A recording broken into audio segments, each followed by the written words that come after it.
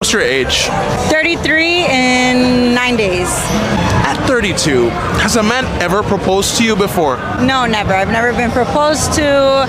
I don't think I've ever given the man the feeling that he could propose to me. I'm very strong and I'm very independent, and I've never really given the man an opportunity to think that he could.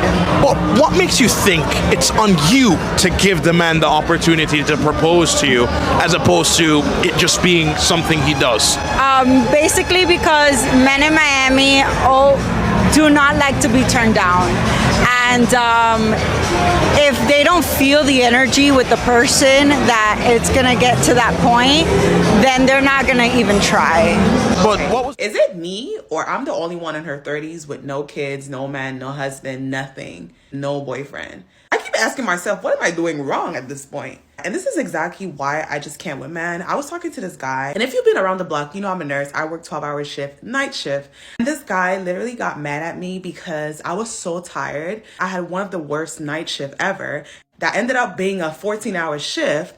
And I was so tired and I just wanted to cuddle and relax and not get physically involved. He got mad at me to the point that he decided to ghost me on my birthday dinner because he was like, oh, you were acting different towards me. I was like, dude, I literally just work a 14-hour shift and I'm exhausted. Because I didn't want to get physical, he got mad and he was like, you know what? I'm not taking you out on your birthday. And this is exactly why I'm having a hard time finding the right man, because it's like, I'm not going to settle. I'm not going to settle. I want somebody that's going to value me as a person. I want somebody that's going to understand that being a nurse, a night nurse, especially a night nurse, is not easy. It's draining physically, mentally. I want somebody that's going to be able to relate to that. I can't. These men's... Please, I need a husband. I'm tired. Loneliness is choking me. I need a husband. I promise I will not be shaking Nash online again. I am ready to settle down now. Please, I need a husband. I need a husband.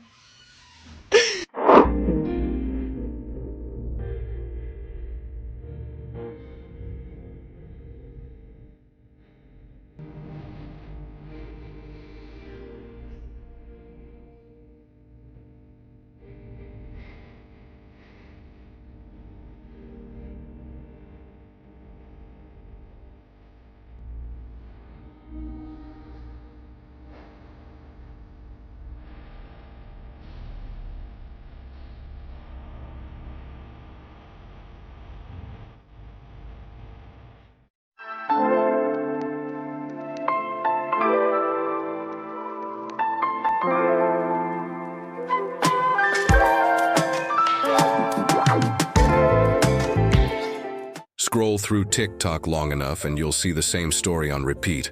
A woman in her 30s sitting alone asking the camera, "Where are all the good men?"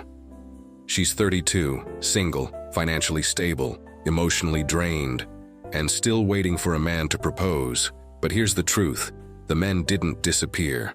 She just outlasted her market value. Harsh? Maybe, but real. The dating market runs on time, and time never negotiates.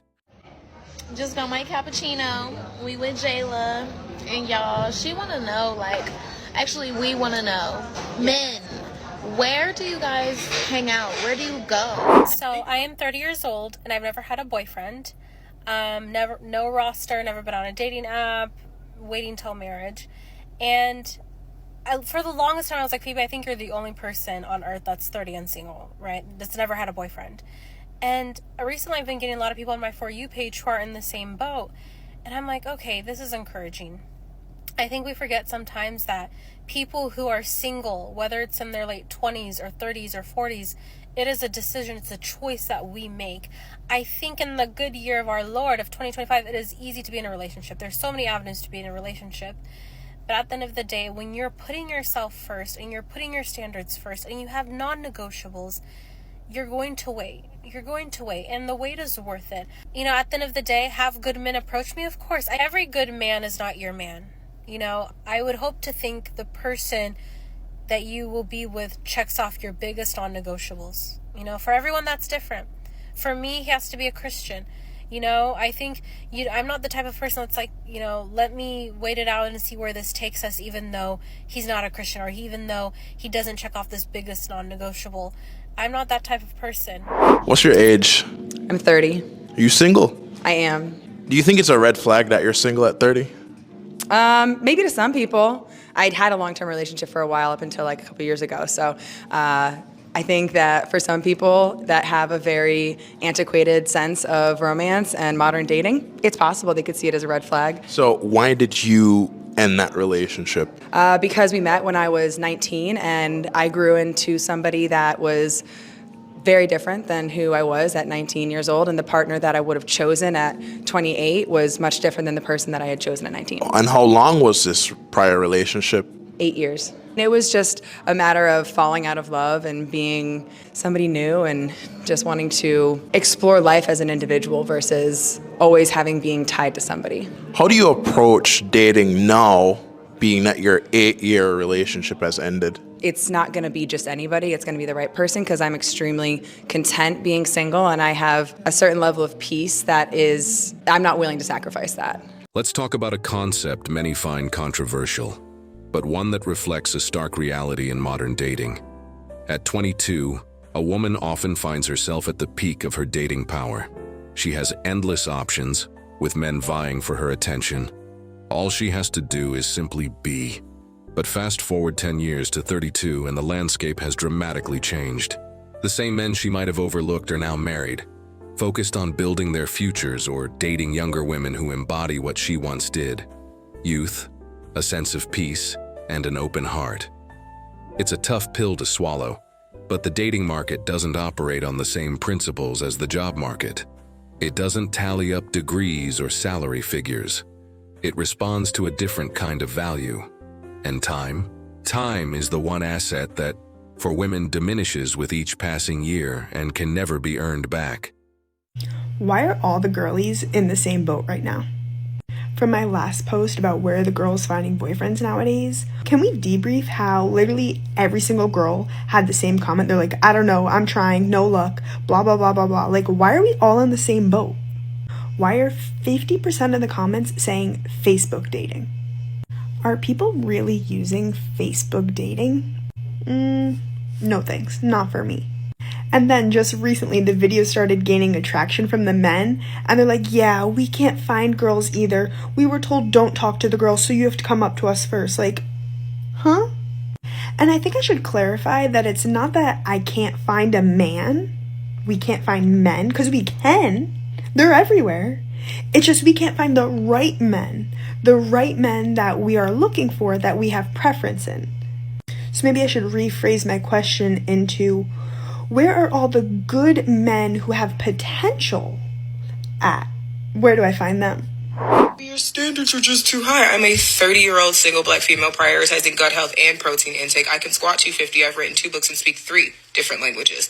In the last 6 months alone, I've created 4 different applications and 2 different programs across the iOS platform. Not to mention, I started diversifying my financial portfolio at 23. Look, man, ladies, I mean, we done tried to tell y'all and tell y'all, but I'm not gonna say the obvious. But close your eyes and pretend the voice that you hearing that just gave that description had a couple of, and just pretend it was some octaves lower than that pitch. Like, would you be turned off by that if that was a man describing himself?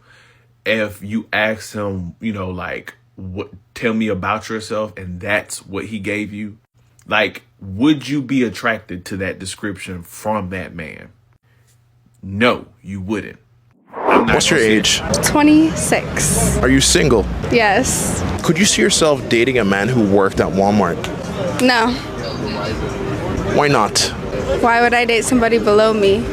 Not below me. Let me rephrase that.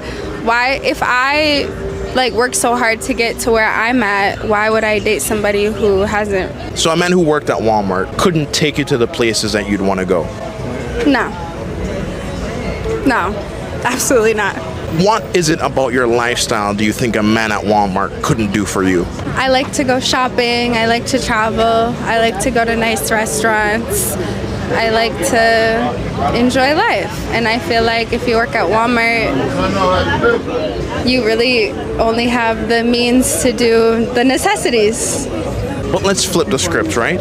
Okay. Do you think if you were working at Walmart as you are right now, the men watching would look at that and go, oh no, I could never even look her way? It depends on the man. I feel like some men value education. Some men look for women who have something going for themselves, and some men don't. It really depends on the man. Like if you're talking about very, very wealthy men, then I think that they look for a woman that has an education. But if you're talking about like rich men or like the men who get money in our like generation, then they don't really care. This isn't about sexism. It's the intersection of biology and cold, hard numbers. This brings us to what's often called the wall. It's not a myth, but a silent turning point where the reality of the dating world stops waiting for personal feelings to catch up. Hitting the wall doesn't mean a woman is no longer attractive or has no worth. Of course not.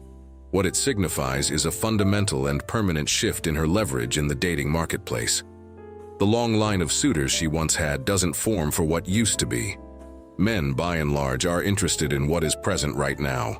As the natural advantages of youth, peak fertility, and perceived innocence begin to fade, a woman finds herself competing on a playing field that was built on those very foundations. A popular narrative told her she had all the time in the world, but biology, an unyielding force of nature, held a different opinion. At the same time, we're seeing a significant shift in men's behavior. Many modern men are hesitating to propose, and it's not out of fear or immaturity. They've done the math. They've seen friends go through devastating divorces, witnessed fathers lose access to their children and hard-earned assets, and watched as relationships became liabilities rather than partnerships. Men have learned a hard lesson. Romantic feelings don't offer protection. The legal system often doesn't favor them in disputes, and when everything falls apart, there's rarely a support system rushing to their aid. So many have decided to opt out of the game altogether. They're not bitter or broken, they're just done. They focus on building their own lives quietly, without seeking external validation. So while a woman might be waiting for the right moment, the man she's waiting for may have already found his own version of freedom. God, please don't change my heart. I do not want my heart to change. I don't want my optimism to change. I don't want to see the glass half empty. And I'm trying so hard not to be bitter and mad and angry. Single, 30 plus women with no kids. Report here. I have a question. Are we preparing to be stepmoms? Step-parents? Because you know they say you gotta prepare for the worst and hope for the best. And the way that it's going right now, our chances are getting slim. So what are we doing? Is that what we're doing? Let me know. I'm telling you, that singleness only hits you at night.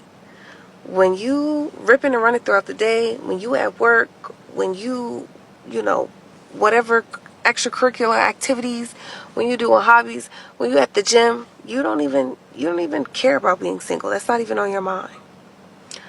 But when you pull up to the house at night and you get in that bed alone, that's when you be like, I really wish I could cuddle up with somebody, or I really wish I could tell somebody about my day. That's it. That's when the singleness hits you like, damn, I wish I had somebody. But throughout the day, you don't even be thinking about like, oh, I wish I had somebody to, talk to on my lunch break, or, like, I'm not even thinking about that stuff. But at night, when I lay my head down in that empty ass bed, oh yeah, that's when I be like, dang, yeah, I wish I had a little stink.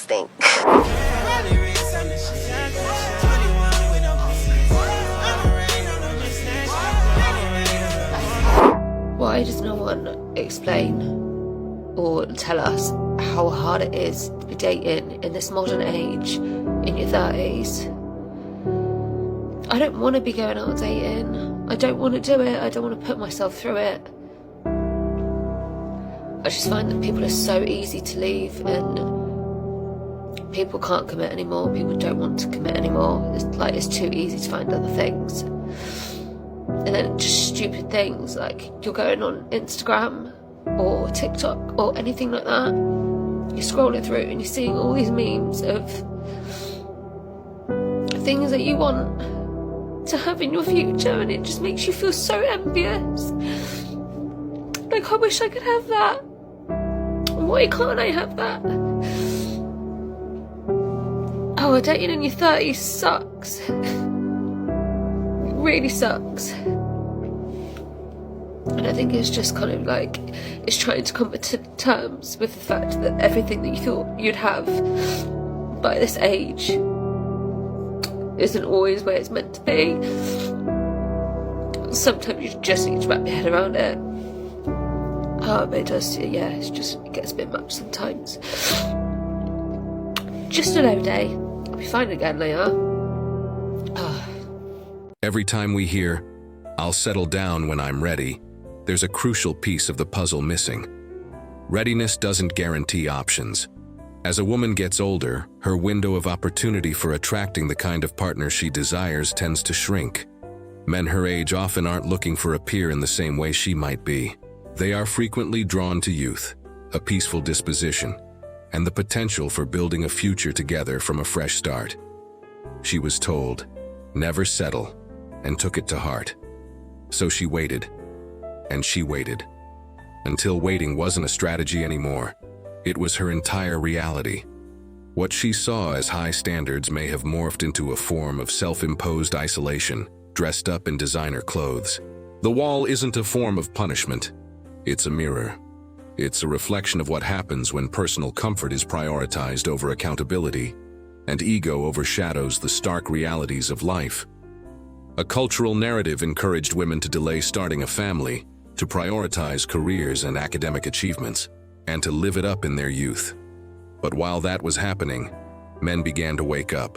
They realized the game felt rigged, and many decided to stop playing. As a result, many women in their 30s are now facing an unexpected opponent: loneliness, frustration, and a sense of disillusionment. She's 32, single, and still waiting. Waiting for a man who has already moved on. Waiting for a dream that quietly expired. Waiting for validation that is never going to arrive. That, in essence, is the wall. It's the end of delusion and the beginning of a difficult truth.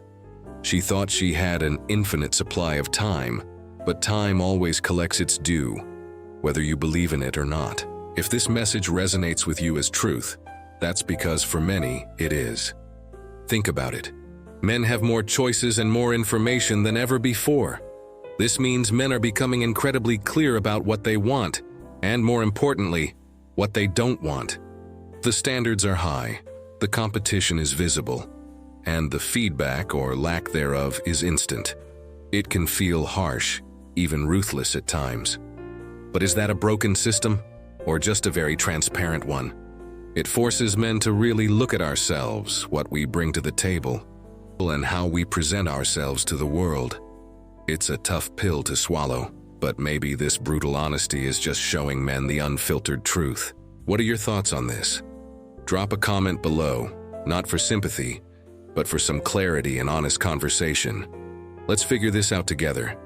Thanks for watching, and don't forget to like and subscribe for more.